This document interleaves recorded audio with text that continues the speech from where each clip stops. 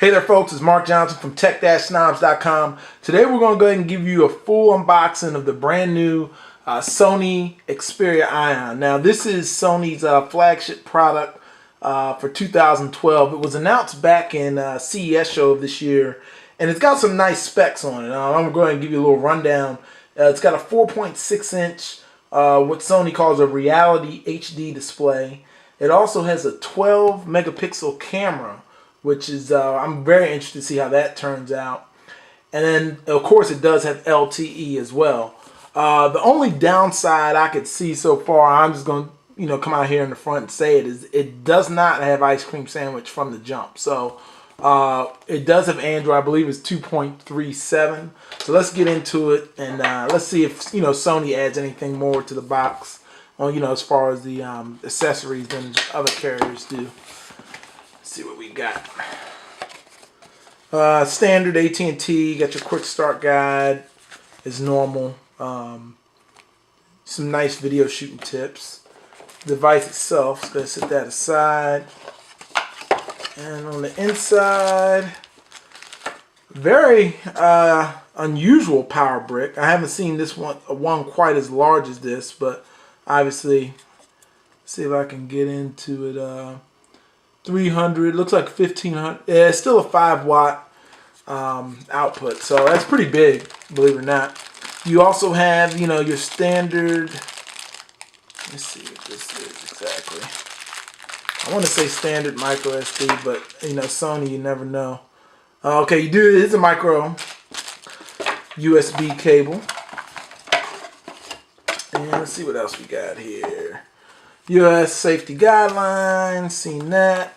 Got some Music Unlimited service. So if you have this service, whether it be on your PlayStation Vita or any other Sony product, the Music Unlimited, obviously you can do it on this phone, which is good.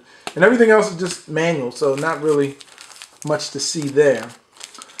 Here's the product itself. I will say I do just from touching the back of it, it's very, very nice quality build here.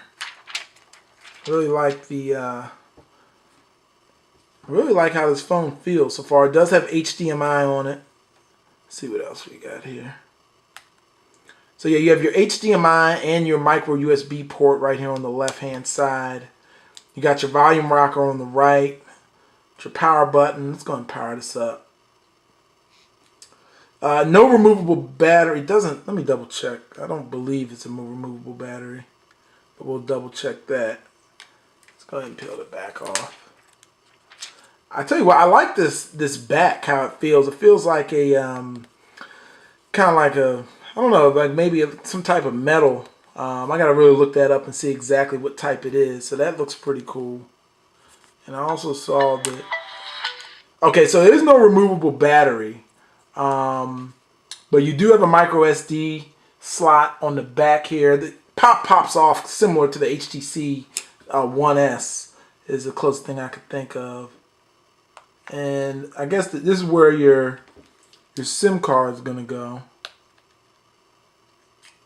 And in fact, actually it even comes with an adapter, believe it or not. This is a micro SIM card capable device. And it's cool that they have their own little adapter. Obviously it looks like it's made for a regular SIM. So that's pretty cool as well. So yeah, I'm going to get into it. Like I said, Sony is really, they joined their branding with their phones earlier this year. They went from Sony Ericsson, now I believe they're all Sony Mobile.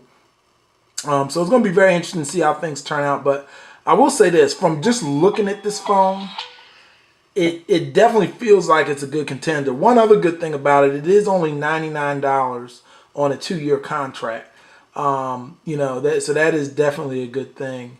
The other thing though, let's see if we can get this thing unlocked. I'll go the other way. There we go.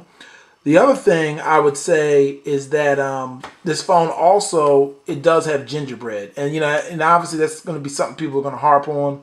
And it is for the simple fact that, if you've had ice cream sandwich that came out back in, I guess, November, it was announced in, I think, October. And then, when the Nexus came out overseas in November, you're still shipping phones with an older version of Android. It's that's obviously not a good thing, but we'll see. Hopefully they'll get the update out sooner than later. And in fact, it does have Android 2.37. But so far so good. Just looking at it, looks really nice. I'm gonna get more into it later. See if there's a little bit of bloatware. You got your AT&T stuff in here, Family Map, Live TV. My AT&T's already. It does have the Play Store installed already, which is kind of cool because a lot of phones for a while were still coming with the marketplace. So it seems they've got that up to par, but not a lot of bloatware. The Yellow Pages mobile's here as well. So we're gonna get more into it. I'll be back with a full review here in a few days. And thanks for watching. Be sure to check me out at the site on tech-snobs.com. Also, I'm on Twitter at @techsnob, and more things to come on Pinterest and Facebook. Take care. Thanks for watching.